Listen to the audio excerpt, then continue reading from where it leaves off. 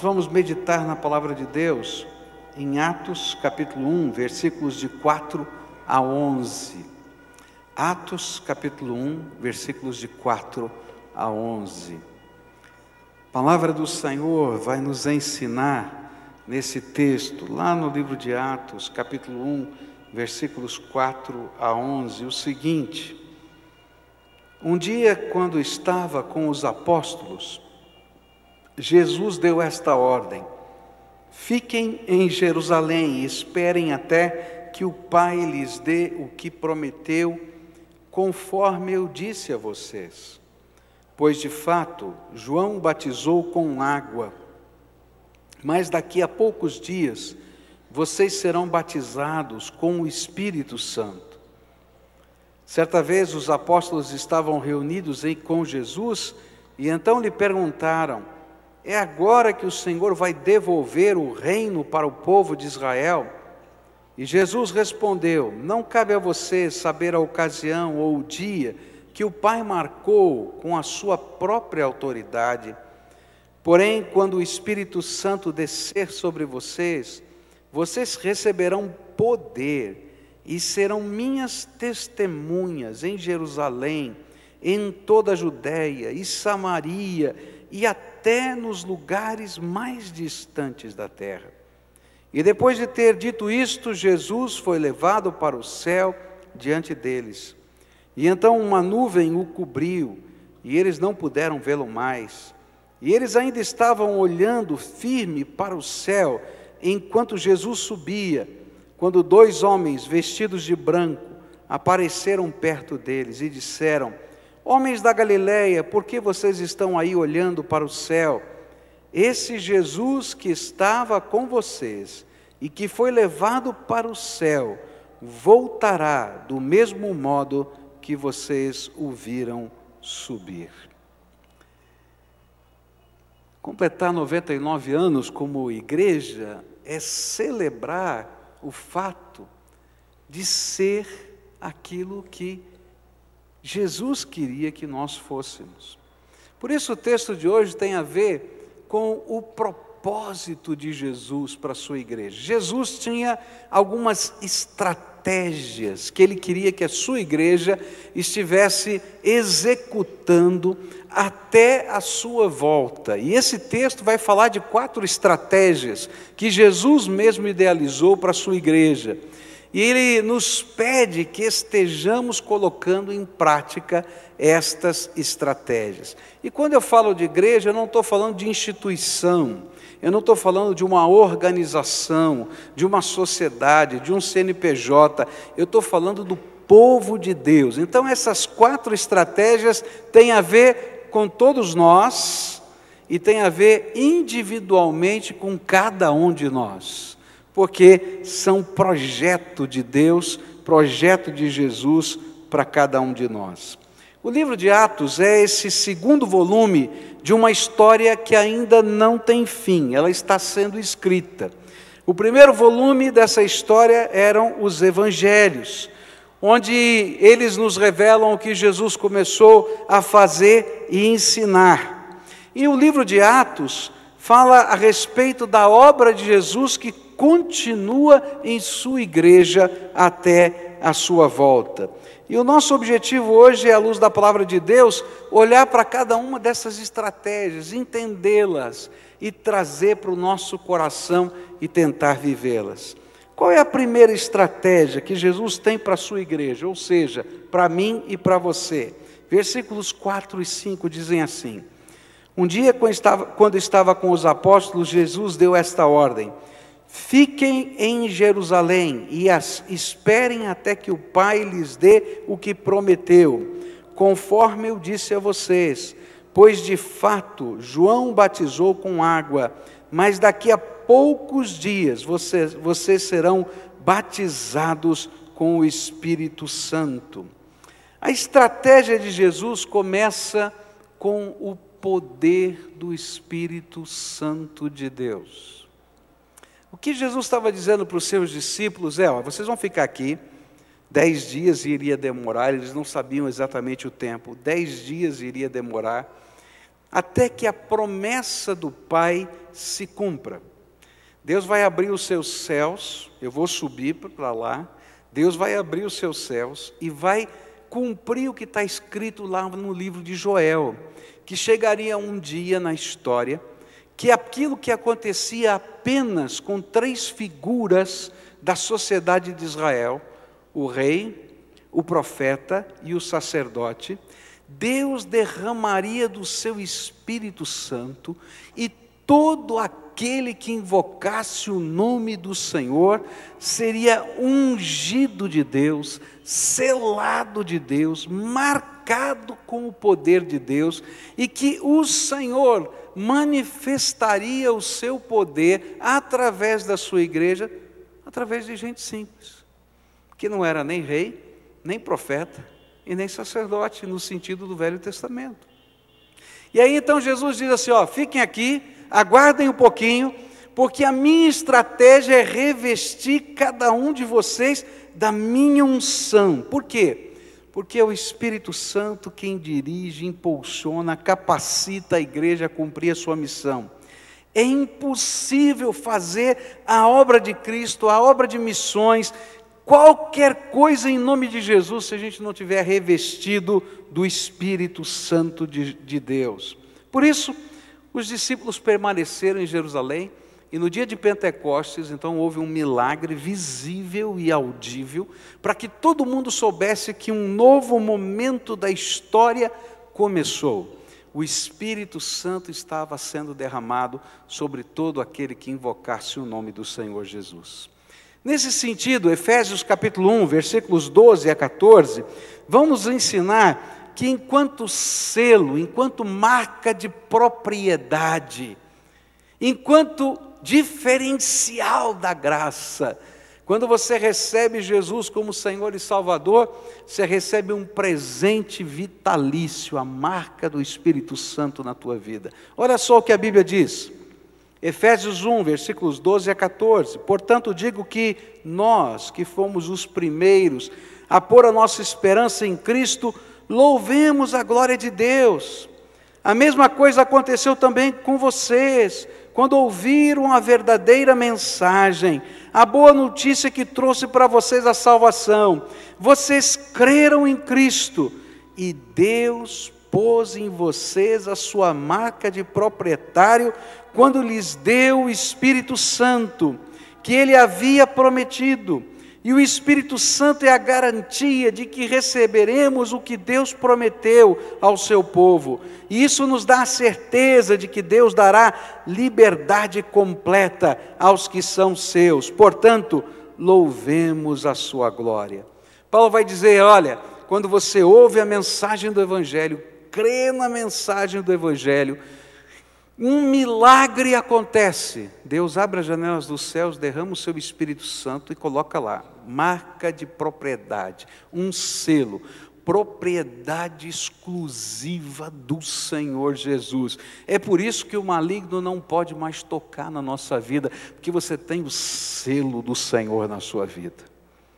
Mas a obra do Espírito não termina no selo. O selo é só o começo.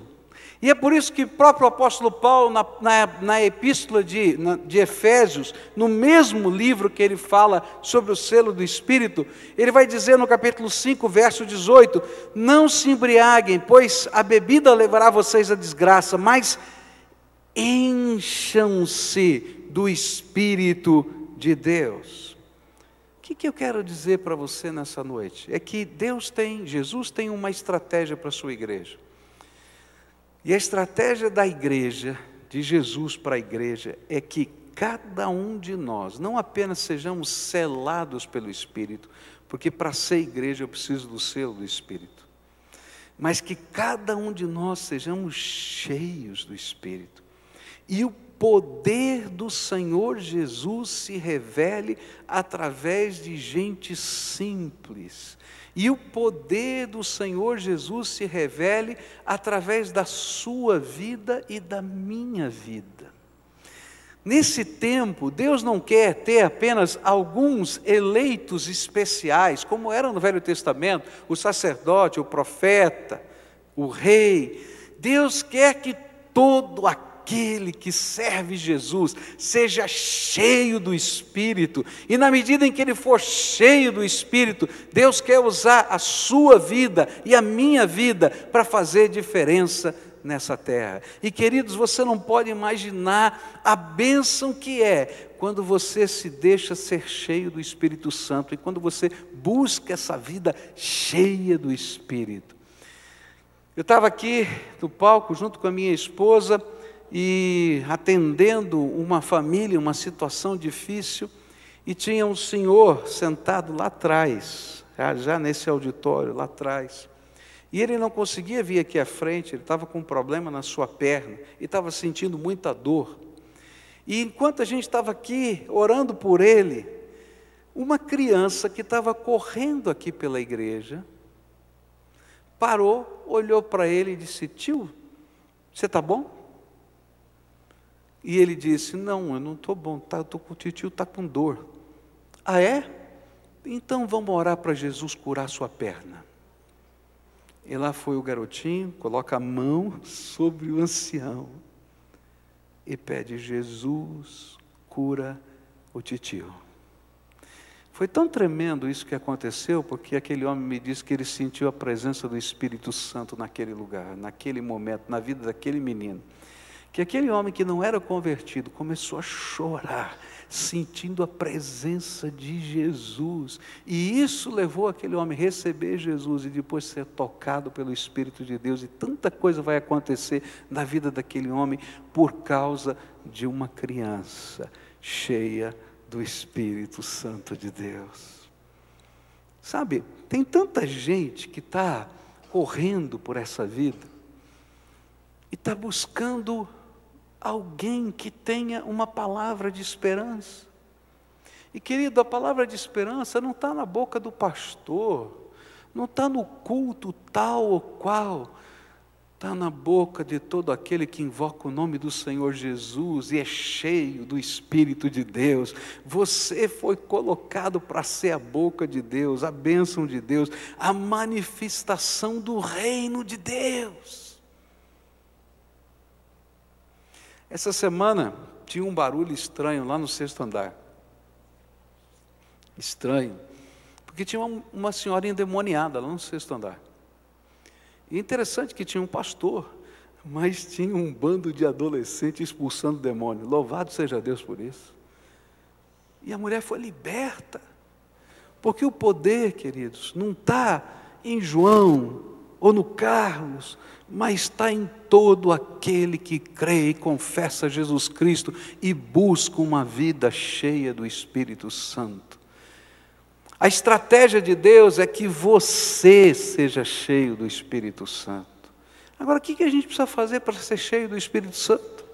A Bíblia fala: buscar-me-eis e me achareis, quando me buscardes de todo o vosso coração. Sabe, Jesus não está em cima da montanha, Jesus não está lá em Jerusalém, na verdade Ele está em qualquer lugar.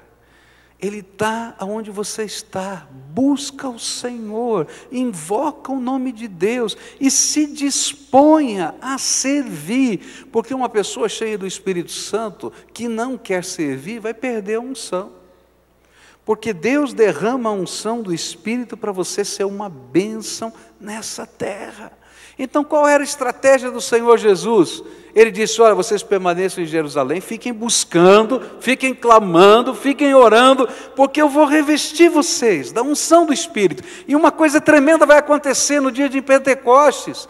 Aqueles homens que estavam escondidos, aqueles homens que tinham medo de falar, aqueles homens que achavam que não podiam, aqueles homens que achavam que iam ser presos, iam ser perseguidos, eles começam a pregar o Evangelho e milhares de pessoas começam a se converter. Não porque eles sabiam teologia, tinham cursado esse ou aquele curso, mas eles eram homens e mulheres cheios do Espírito Santo. O propósito de Deus para a sua igreja é que eu e você sejamos pessoas cheias do Espírito. Se a gente começa a buscar, a gente vai ver Deus derramar graça. Se a gente começa a orar, a gente vai ver Deus responder às orações. Se a gente começa a se dispor, a gente vai ver Deus usar a vida de gente tão simples para fazer diferença na vida de outras pessoas. Eu nunca vou me esquecer da história de uma psicóloga casada com uma pessoa que tinha uma posição grande numa empresa daqui de Curitiba, que tinha uma empregada doméstica, uma diarista, não é? Que passava lá alguns dias da semana. E aquela diarista começou a levar o café da manhã na cama daquela senhora. Ela chegava e levava o café, ninguém tinha pedido, mas ela levava o café. Aquela senhora ficou sem graça, porque a mulher levava o café da manhã para ela na cama. Que coisa! Então falou assim, olha, eu vou fazer o seguinte, quando a senhora chegar, eu tomo café com a senhora. E então ela começou a sentar na mesa para tomar café. E aquela senhora muito simples, mas cheia do Espírito. Tomava o café e orava. Tomava o café e compartilhava alguma coisinha da graça de Deus. E aí aquela senhora começou a fazer perguntas, e Deus começou a usar aquelas perguntas, e aquela senhora foi evangelizando a sua patroa, aquela patroa se converte, vem para cá, se torna membro da igreja. Eu nunca vou me esquecer do dia que ela chega chorando aqui na igreja, e disse, pastor, o senhor não sabe o que aconteceu? Eu disse, não sei, quem foi? A minha mãe espiritual está mudando de Curitiba, quem vai cuidar da minha vida? Era aquela senhora. Queridos, se você for cheio do Espírito, você vai fazer diferença na vida das pessoas. E essa é a estratégia de Deus. Busca o Senhor de todo o seu coração, busca o poder de Deus. Tem mais da graça de Deus para você. É isso que eu quero dizer, tem mais da graça de Deus. E onde eu vou achar? Em Jesus. Dobra o teu joelho, fala com Ele, busca a face dEle. Ele vai derramar da graça, dos dons, do poder, da sabedoria, e vai usar a tua vida, porque isso faz parte da estratégia do Senhor para a sua igreja. Segunda lição que esse texto me ensina, vem nos versículos 6 a 8, diz assim: certa vez os apóstolos estavam reunidos com Jesus, e então lhe perguntaram, é agora que o Senhor vai devolver o reino para o povo de Israel? E Jesus respondeu, não cabe a vocês saber a ocasião ou o dia que o Pai marcou com a sua própria autoridade. Porém, quando o Espírito Santo descer sobre vocês, vocês receberão poder e serão minhas testemunhas em Jerusalém, em toda a Judéia e Samaria e até nos lugares mais distantes da terra. Uma das consequências naturais do ser cheio do Espírito Santo em nossa vida é nos tornarmos testemunhas de Jesus Cristo. É interessante que esse texto ilustra muito bem alguma coisa que acontece na nossa vida como cristão. Lá estavam os apóstolos, Jesus ressuscitado, tá? E eles tinham muitas curiosidades teológicas. Ah, Senhor, eu não estou entendendo esse negócio, como é que vai ser? Como é que vai ser a restauração dos judeus? Como é que vai ser os detalhes desse processo? É agora a hora, é depois. Sabe quando a gente está perguntando, qual é o sexo dos anjos? Quem é a mulher de Caim? Está entendendo? A gente tem um monte de pergunta teológica. E Jesus diz assim, olha, tem coisa que Deus não vai explicar. Eu acho tremendo porque eu também tenho essas dúvidas, não é só você que tem. Né? Eu me lembro, por exemplo, do livro de Daniel. Daniel está conversando com o anjo está lá mostrando coisas que vão acontecer no futuro, e lá vai Daniel e diz assim, olha, não entendi, dá para você explicar melhor? Aí o anjo diz assim, olha, Daniel, sela o livro, porque esse negócio não vai ser revelado para você só no último dia. Há coisas que eu não consigo explicar. Há coisas que estão na Bíblia que ninguém consegue explicar. Por quê? Porque Deus não revelou. Ele deixou apenas uma dica, vai acontecer. Os detalhes, a vírgula, o ponto, o mapa, Ele não vai falar. E Ele não quer que a gente fique perdendo tempo com a vírgula, com o ponto, apenas que a gente tenha noção daquilo que Ele vai fazer e que a gente tenha isso no coração. Por quê? Porque muitas vezes, enquanto a gente está fazendo isso, a gente está deixando de cumprir o segundo propósito, a segunda estratégia, que é mais importante para Jesus. Ele quer que você seja testemunha dele. Ele quer que eu e você sejamos testemunhas dele. O que é isso? Testemunha é aquela pessoa que vivenciou, que viu, ouviu, sentiu, e por isso ele fala com a autoridade de quem experimentou algo. Jesus quer que você, que já experimentou a salvação, fale o significado da salvação na tua vida. Jesus quer que você que está vivenciando o poder dEle, o poder de resposta de oração, a misericórdia dEle, as maneiras como Ele envolve, toca o nosso coração e faz milagres na nossa vida, Ele quer que você testemunhe disso. Essa semana eu estava jantando com uma família aqui da igreja, muito querida, e falando disso, como Deus é bom, como Ele responde orações, e como essas orações são respondidas de uma maneira tão simples, mas tão sobrenatural. Então, essa família, esse moço estava dizendo assim, olha, eu estava dirigindo o meu carro e furou, estourou o pneu, não furou, estourou o pneu, quase capotei. E aí, eu vou olhar lá no bagageiro para ver o step está murcho. E eu estou aqui no meio de uma avenida, uma coisa complicada, vou pegar o meu celular, acabou a bateria. Cá entre nós, está ruim esse cara, hein? Fala a verdade, né? Então diz que esse moço sentou no meio-fio, botou a mão na cabeça e começou a orar, Senhor, o que eu vou fazer aqui? Me ajuda, me tira dessa. E de repente encostou um carro, um senhor mais velho. Tudo bem, filho? Não, estourou o meu pneu aqui e o meu step está vazio. Ah, é? Abre aí para ver. Tá bom, vou pegar o teu step, vou arrumar o teu step. Pegou, colocou no carro e foi embora. E ele pensou assim, além de tudo, perdi meu step. Olha só, passa uma meia hora, chega o senhor, com o step na mão. Ele diz, muito obrigado, tal, ele vai pegar as coisas. Não, peraí, deixa que eu te ajudo. Vai lá e troca o pneu para ele. Diz, deixa eu pagar o step. Não, filho, vai para casa, vai para casa. Ele entrou no carro, foi embora. Falou, eu não sabia, Deus, que o senhor podia responder tão rápido uma oração. Sabe, Jesus quer que você seja testemunha disso, das coisas que Ele tem visto, tem feito, tem tocado na tua vida e na tua história, porque na medida em que você testemunha dEle, como alguém que viveu experiências e vive experiências com o Senhor, as marcas de Jesus vão brotando na vida das pessoas, e a pessoa diz assim, será que pode acontecer comigo?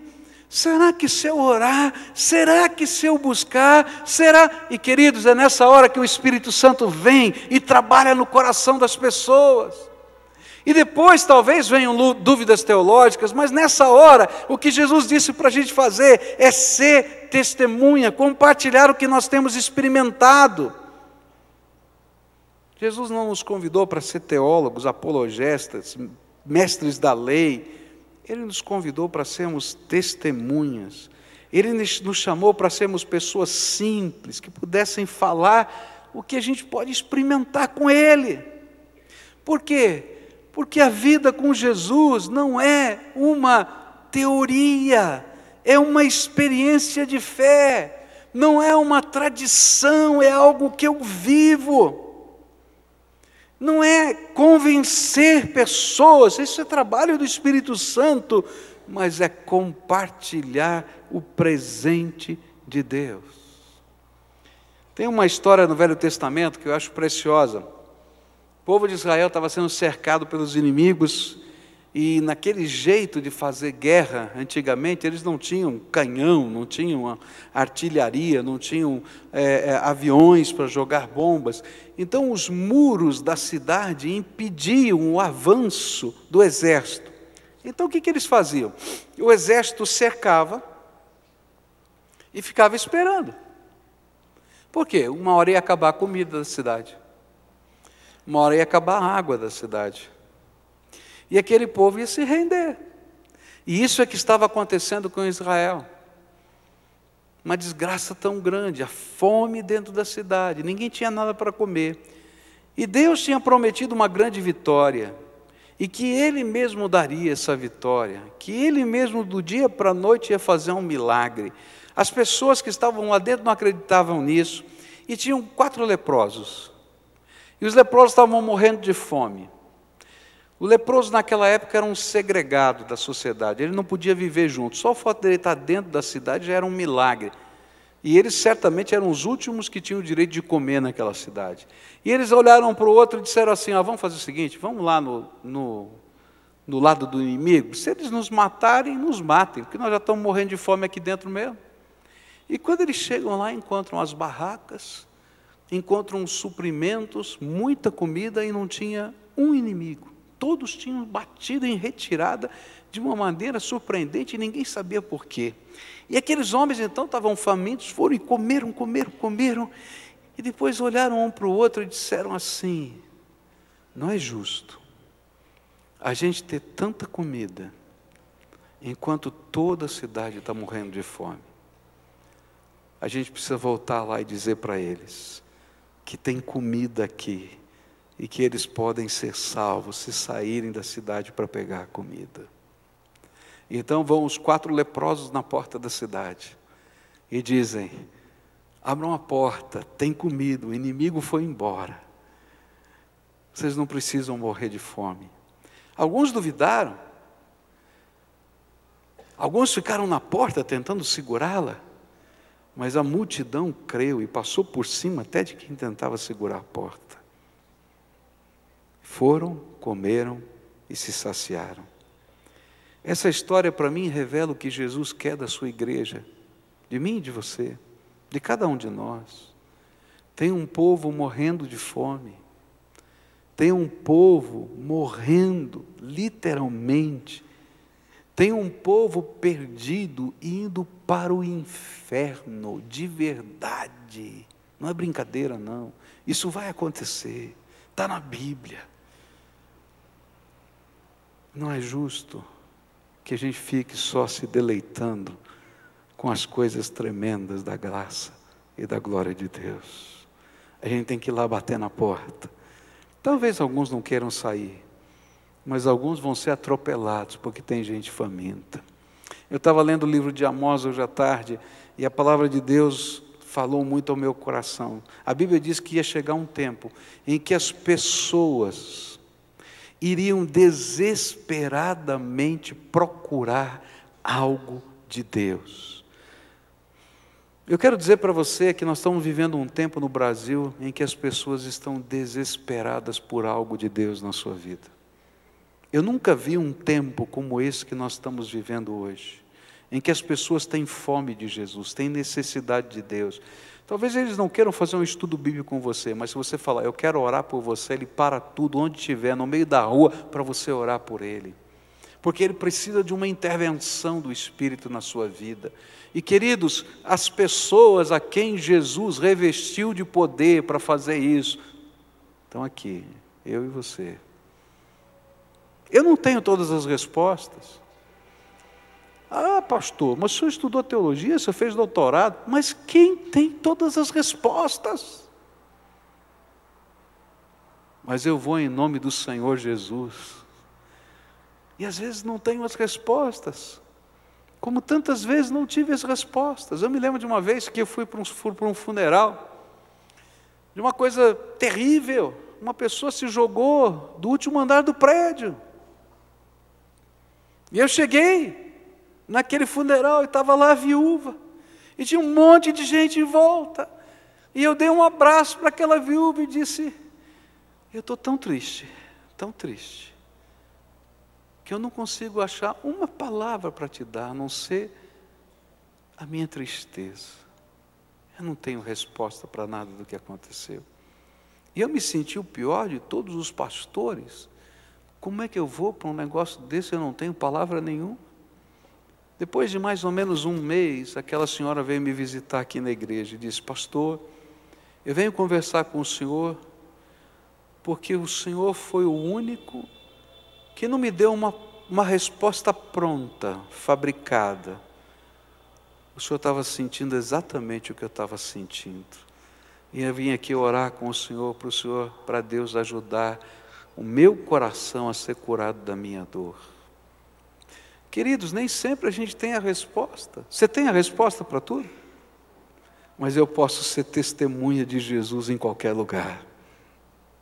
Eu nem sempre consigo entender o porquê, o para quê, o de que jeito, como vai ser, de todas as coisas. Mas eu posso levar e emprestar a minha fé, a minha certeza de que o Senhor está conosco agora, de alguma maneira Ele vai nos tocar.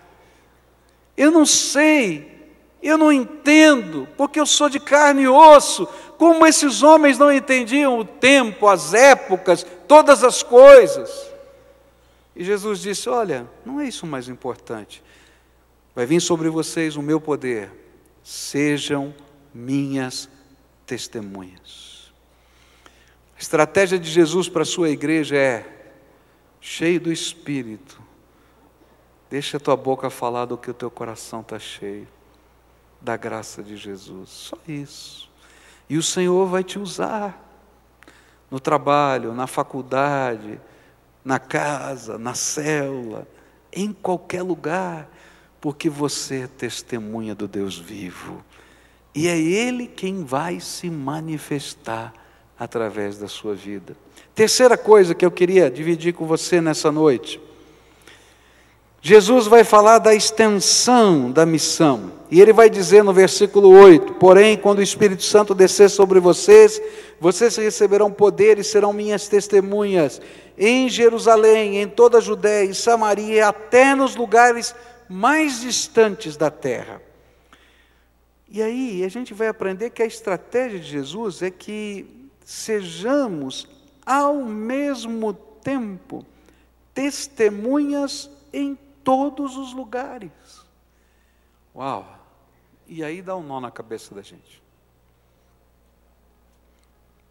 Como eu posso ser testemunha, cheia do Espírito, de Jesus, em todos os lugares ao mesmo tempo? Como? E a gente vai aprender 3 coisas tremendas sobre esse assunto, que fazem parte dessa estratégia.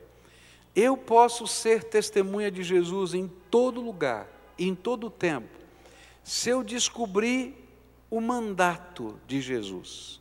Jesus disse: indo por todo o mundo, fazei discípulos de todas as nações.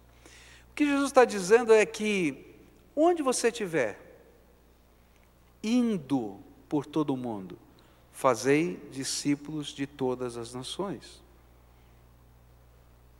Você está viajando? Você está indo por todo o mundo? Faça discípulos. Você está trabalhando? Você está a serviço? Você está indo por todo o mundo? Faça discípulos de Jesus. Em todos os lugares. Alguns Deus vai pegar, como esse casal que a gente ouviu hoje aqui, e vai dizer: olha, você foi indo, foi devagarinho, foi lá, visitou a África, foi lá, visitou a China, foi lá e etc. Mas agora você vai e vai ficar. Alguns Ele vai fazer assim. Mas quando eu olho a expansão do reino de Deus, eu descubro que não foi assim que o Evangelho chegou até nós. O Evangelho chegou até nós porque pessoas simples, que estavam indo por todo o mundo, que estavam trabalhando, que estavam viajando, que estavam migrando de uma cidade para outra, não estavam esperando alguém plantar uma igreja, eles eram a igreja, e quando eles chegavam naquele lugar, a igreja tinha chegado. E essa era a visão. Eu recebi um e-mail essa semana muito interessante: pastor, nos ajude. da cidade de Guaraqueçaba, aqui a 100 e pouquinhos quilômetros de Curitiba. Nós precisamos de um médico que queira morar na nossa cidade. A prefeitura da cidade paga R$12.000 de salário. Se ele não puder vir ficar aqui direto, se ele puder dar um plantão de 24 horas, para cada dia de trabalho de plantão nós pagamos R$3.000, 2.900 e qualquer coisa. A nossa cidade, pelo amor de Deus, precisa de um médico. Eu fiquei pensando, já pensou que coisa tremenda se a gente tivesse um médico cheio do Espírito, crente, que vá para lá para ser aquele que vai plantar mais uma igreja naquele lugar, como missionário do Senhor Jesus. É assim que o Evangelho cresceu no passado. Eu tenho um amigo nas Filipinas. Deus deu a ele um sonho tremendo. Ele mora na cidade de Manila. Ele começou uma igreja 25 anos atrás, na cidade de Manila. E a visão que Deus deu para ele foi entrar nas universidades de Manila. Manila é a capital daquelas várias ilhas das Filipinas, e ali estão as grandes universidades daquele país.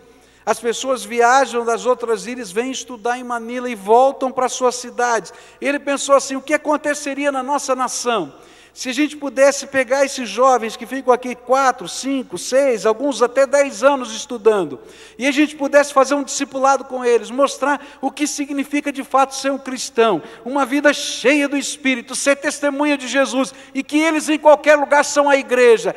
Essas ilhas serão evangelizadas. E sabe o que aconteceu? Ele começou esse projeto há 25 anos, dentro das universidades, evangelizando. Tem uma igreja, mega igreja lá em Manila. Mas sabe o que aconteceu? Esses jovens foram se formando e voltando para suas cidades. E hoje ele tem uma rede de igrejas interligadas com ele, fundadas por esses bivocacionados. 1000 igrejas fundadas em 25 anos.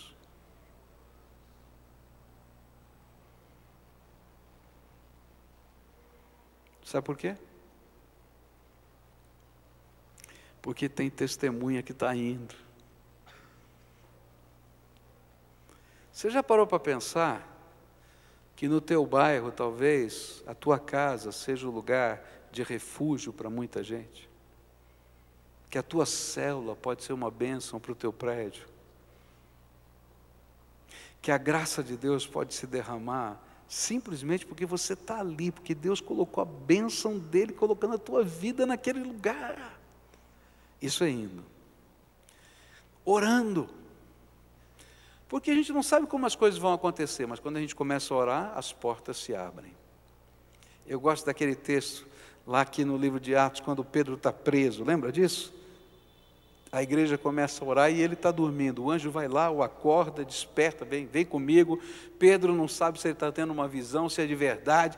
E à medida que ele vai passando, caem as correntes que o prendiam aos soldados. Os soldados não vêm, a porta ele vai abrindo. Quando chega lá no portão de ferro, que era trancado, a Bíblia diz: e a porta de ferro se abre automaticamente, sozinha. O primeiro portão eletrônico que existe na história está na Bíblia. O portão abre ali, tranquilo.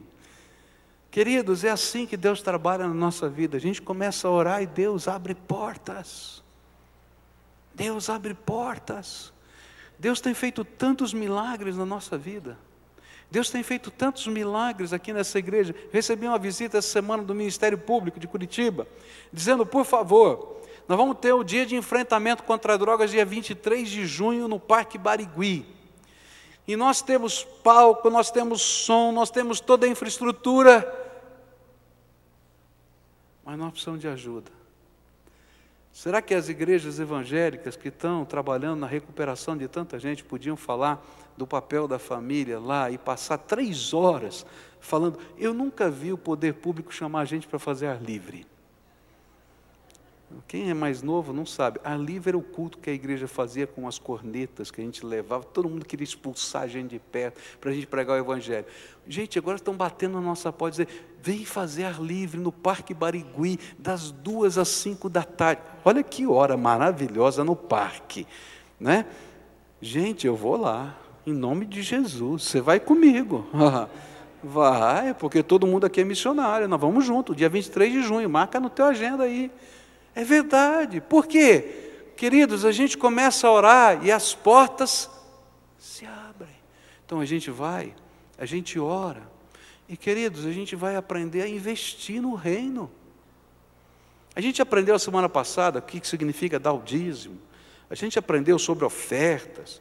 Mas, queridos, quando a gente entra na dinâmica do poder do Espírito, queridos, a gente vai passar do dízimo para a oferta, que é um grau acima, porque primeiro eu faço a obrigação, depois eu vou fazer aquilo que é do meu coração, e vai chegar um momento que a gente vai aprender a dar sacrificialmente. A gente vai ver um projeto, a gente vai sentir a voz de Deus tocando no nosso coração, dizendo: você é responsável por aquele projeto, e nós vamos investir nesse projeto. E vamos investir a nossa casa, nós vamos investir nos nossos bens. E, queridos, isso não vai ser pesado, porque o nosso coração está firmado. Então, quando a gente dá uma oferta para missões, quando a gente investe num projeto, a gente não faz por outra coisa, mas porque eu sou parte desse santo movimento de Deus, e o poder de Deus está em mim, e eu tenho a visão do reino. E a gente se alegra. E aí a gente começa a ver Jerusalém, Judeia, Samaria e até os confins da terra. E a gente diz: eu quero fazer parte desse negócio. Última coisa que eu queria deixar com você nessa noite. Termina esse texto de uma maneira gloriosa, e essa é a quarta estratégia. Depois de ter dito isso, Jesus foi levado para o céu diante deles. E então uma nuvem o cobriu, e eles não puderam vê-lo mais. E eles ainda estavam olhando firme para o céu enquanto Jesus subia, quando dois homens vestidos de branco apareceram perto deles e disseram: homens da Galileia, por que vocês estão aí olhando para o céu? Esse Jesus que estava com vocês e que foi levado para o céu voltará do mesmo modo que vocês o viram subir. É interessante que termina a quarta estratégia com esperança. Olha só, primeira estratégia é: Jesus quer derramar poder sobre a tua vida. Segunda estratégia, Ele quer que você seja testemunha dele. Terceira estratégia, que você veja a extensão da missão, todo lugar, ao mesmo tempo. E para isso você vai ter que ir, orar e investir. Quarta estratégia, os teus olhos não podem ficar contemplando as nuvens. Queridos, essa é a grande tentação que a gente tem. Às vezes a gente imagina que a esperança da vida cristã é a gente ficar contemplando as nuvens. E aí vem os anjos dizer: acorda, vamos, para com isso.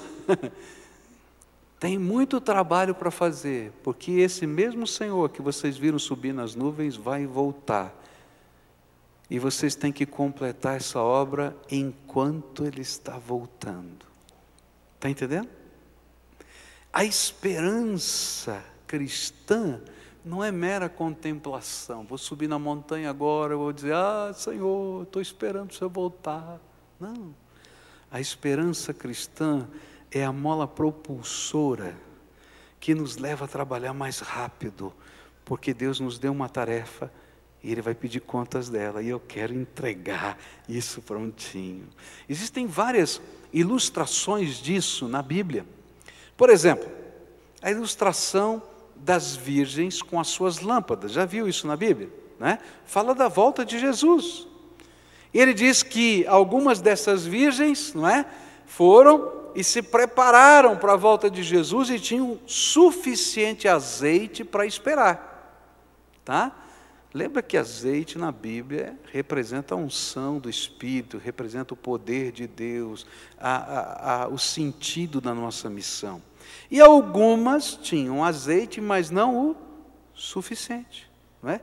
E quando começa o alvoroço, aquelas que têm o azeite dizem: olha, vamos lá, vamos para fora, vamos, tá chegando, e agora? E elas dizem: mas o meu azeite está acabando, me empresta um pouco. Eu disse: sinto muito. Não dá para emprestar, você tem que ter o seu.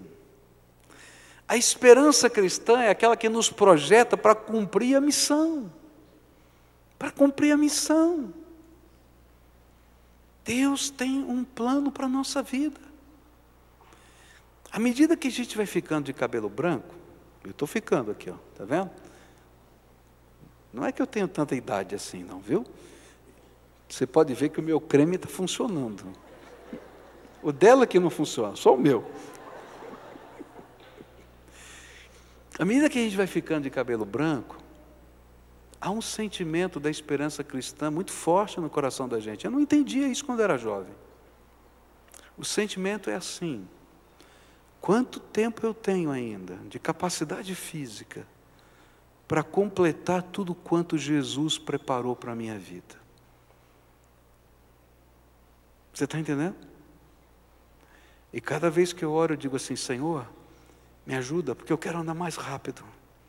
Me ajuda, eu quero andar mais rápido. Porque eu não tenho mais muito tempo. Eu não tenho mais. Mas eu quero fazer tudo que o Senhor planejou para mim. Eu não quero nenhum detalhe fora. Então eu tenho que andar rápido, Senhor. Me ajuda, me dá a tua graça. E sabe o que é gostoso? É que Deus ouve essa oração. E de repente Ele começa a fazer tanta coisa ao mesmo tempo que eu fico assustado. Eu digo assim: Deus, mas tudo junto? Ele falou: você não me pediu? Eu estou fazendo. Eu falei: Senhor, tenha misericórdia de mim, porque eu não sei se... Você não pediu? Vamos, ai, anda, para com isso. E aí a gente levanta e a gente vai. Jesus está voltando. Um dia Ele vai vir nas nuvens, a gente vai ver, todo olho verá, e vai ser o dia do juízo de Deus. Mas, querido, a tua vida está passando. E Deus tem propósitos abençoadores para você e para outras pessoas através da tua vida. E muitos de nós estamos olhando para as nuvens, enquanto o Senhor está dizendo: filho, eu quero fazer mais através da tua vida. Você está disponível? Você está pronto? Você quer investir você no teu reino? No reino dele? Quer que eu te conduza? Quer experimentar coisas maiores? Queridos, Deus quer derramar o poder dele sobre a tua vida. Mas a energia, você sabia disso?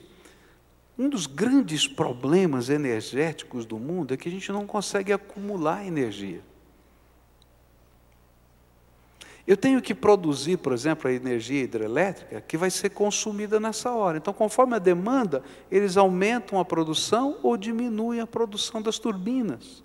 Porque eu não tenho como aproveitar essa energia no momento que ninguém está consumindo. Eu não posso produzir para ser usada depois. Eu não tenho sistemas suficientes. Isso seria caro demais. Isso é uma ilustração interessante. A energia do poder de Deus vem na medida em que você está disponível para servir. E quanto mais você estiver disponível para servir, Deus vai derramar mais. A mesma coisa vai acontecer na questão financeira. Se você é capaz de enxergar o que Deus vai fazer através do seu investimento no reino, e você tem liberalidade, Deus vai investir mais na tua vida, porque você está livre para isso. Não é um negócio, mas é uma bênção prometida na palavra. A mesma coisa vai ser na pregação do Evangelho. Se você está discipulando uma pessoa e está fazendo bem feito esse discipulado, Deus vai colocar 5 do teu lado. É assim que funciona no reino de Deus. E aí você vai ter que trazer gente para pertinho de você. E diz: vem comigo, vem aqui, levanta você também. Porque a seara é grande e são poucos os trabalhadores. Peçam ao Senhor da seara que mande trabalhadores para a sua colheita. Ah, Jesus quer fazer uma coisa tão grande. O sentimento que eu tenho, esse é um sentimento meu, é humano, do meu coração. Mas cada vez que eu olho para vocês, cada vez que eu venho para um culto, cada vez que está acontecendo alguma coisa na vida dessa igreja que completa 99 anos, o sentimento que eu tenho é: nós estamos no limiar de um momento tremendo que Deus vai derramar na vida dessa igreja. Assim, ó, está na beiradinha. Sabe quando você está assim na beiradinha do copo para começar a derramar? Só que isso não vai acontecer se cada um de nós não nos dispusermos a viver a estratégia de Jesus na sua integralidade. A hora que a gente começar a viver isso na integralidade, ninguém vai segurar não, porque as portas estão abertas. As portas estão abertas e o tempo é agora. Agora tem uma coisa, querido, se a gente perder essa oportunidade, assim como acontece no campo, quando o fruto está maduro e a gente não colhe, o que acontece? O que acontece? Apodrece, se perde. Nós podemos ganhar essa geração para Jesus. Essa geração está pedindo, pelo amor de Deus, invistam, façam alguma coisa na nossa vida. E sabe quem são os homens e as mulheres que vão fazer diferença nessa terra? Você. Você. Você. Você. Aonde Deus o colocou. Alguns Deus vai mover de um lugar para o outro. Mas nós todos, Deus quer que experimentemos essas 4 estratégias de Jesus. E que a esperança nossa de poder experimentar e viver tudo quanto Jesus preparou para nós antes dele nos chamar, ou antes dele voltar, nos mova a andar mais rápido. Vamos ficar de pé e vamos orar ao Senhor agora? Dá a mão para quem está perto de você. A gente faz hoje 99 anos. Dá a mão, fecha aí o corredor.